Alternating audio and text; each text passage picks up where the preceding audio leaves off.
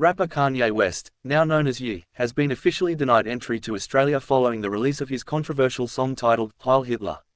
Immigration Minister Tony Burke confirmed the decision during an interview on the ABC's afternoon briefing, stating that the artist's visa was cancelled by officials from his department. Burke explained that Ye did hold a valid visa initially, but the release of his song with overt anti-Semitic references prompted a review.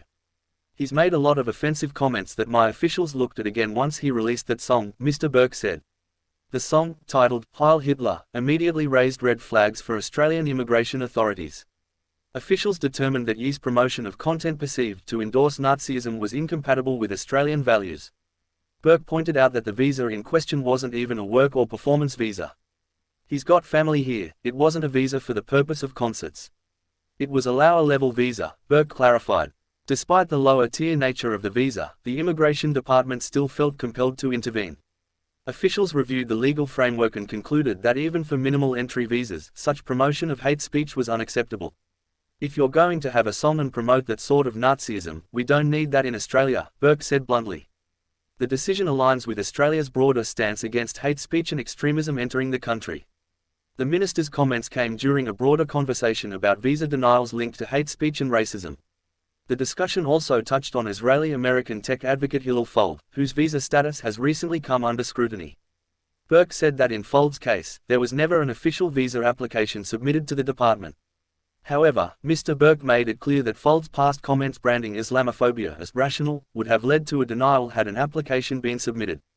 If someone argued that antisemitism was rational, I would not let them come here on a speaking tour, Burke said.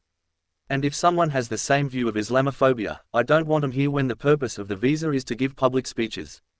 Burke outlined that when it comes to public advocacy visas, Australia applies an even stricter standard.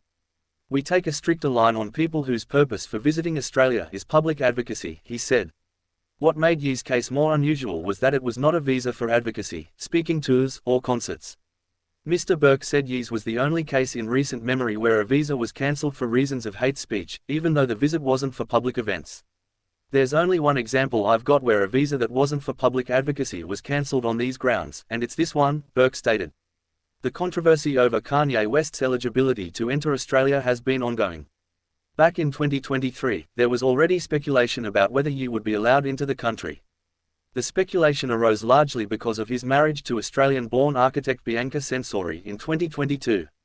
At that time, Jason Clare, a government frontbencher, suggested that Ye's history of anti-Semitic remarks could lead to visa refusal.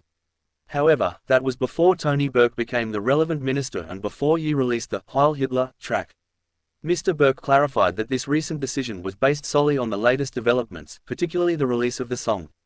He said the song pushed the situation beyond acceptable limits.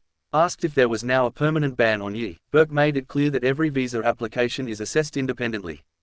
I'm not taking away the way the Act operates, he said. That means any future application by Kanye West would still be evaluated on its own merits at the time of submission.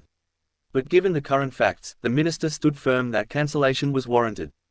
Even for the lowest level of visa, when my officials looked at it, they cancelled that following the announcement of that song, he said. Burke further stressed that Australia has a responsibility to prevent the importation of bigotry. We have enough problems in this country already without deliberately importing bigotry, Burke stated. The decision reflects Australia's long-standing policy to deny entry to individuals who promote hate, racism, or violence. Visa guidelines under Australia's Migration Act give the government broad discretion to refuse or cancel visas on character grounds. Public figures with a history of hate speech or who are likely to incite community tension are often at risk of refusal. Kanye West's recent track appeared to be the final factor tipping the scales toward cancellation. The song drew immediate condemnation from Jewish organisations around the world, including in Australia. The Executive Council of Australian Jewry had already raised concerns about Ye's previous comments on Jewish communities. After the song's release, calls intensified for the government to act decisively. Burke's announcement signals that Australian authorities are listening to those concerns.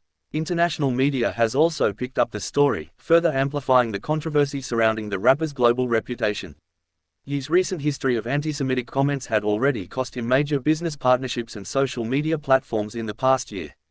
The Australian government's decision adds another layer of fallout from his actions. Immigration experts noted that this case sends a message to public figures worldwide that hate speech has real consequences. For now, Kanye West remains barred from entering Australia until further notice. Whether he will attempt to reapply for a visa in the future remains to be seen. Given the current political climate, and the sensitivity surrounding hate speech, any future application would face intense scrutiny. Tony Burke's comments reflect a growing global intolerance for public figures who spread messages of hate. As the news continues to make headlines, both Ye's supporters and critics are reacting across social media platforms. Many Australians have expressed support for the government's decision, citing the country's multicultural values. Others are debating the limits of free speech versus hate speech in cases like this.